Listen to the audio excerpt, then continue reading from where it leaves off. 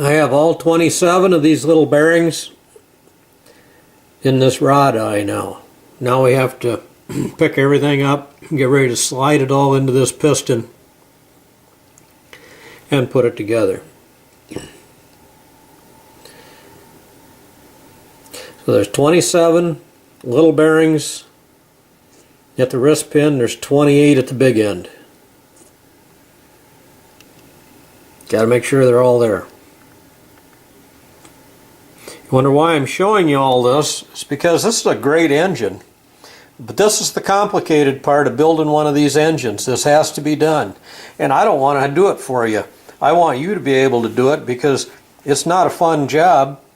So I don't want you to send me your connecting rod and have me modify it. I want you to be able to do it at home.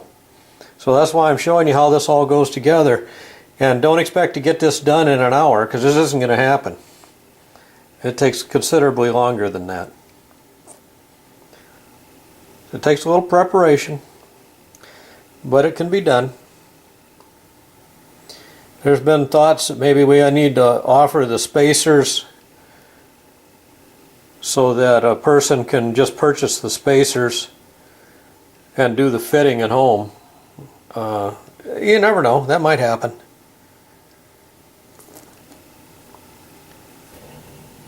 Here's a nice, simple, easy way to keep your bearings in place if you're not going to do your rod right away.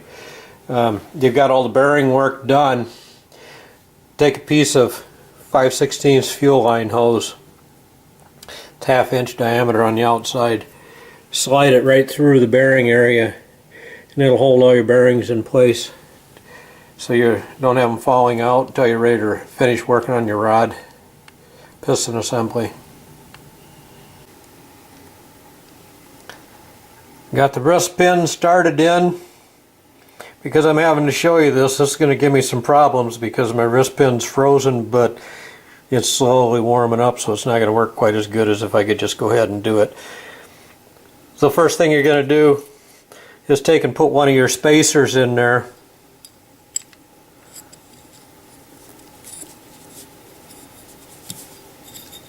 Get your spacer on the wrist pin. Come back in, put one of your thrust washers on. You're going to take your 1/2 inch bolt, got a little taper on the end of it. It's going to come in from the other side because it's loose fit. So when you go and put the rod in there, you're going to slide this through to meet your wrist pin, and that's going to keep your bearings from dropping out as you send that wrist pin on through and catch your other spacer and thrust washer. Now don't forget your thrust washer goes against the rod of the eye on that rod eye. Goes against the wrist pin eye on that rod. The aluminum spacer goes against the aluminum of the piston. So I got to put this down. I got to go ahead and do that. Okay, I got the wrist pin in. I've got my 20 thousandths feeler gauge in there. Don't forget to put your wrist pin clips in when you get all done.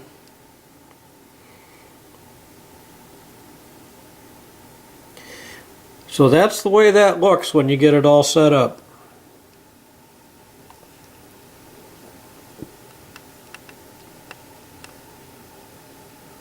Good luck.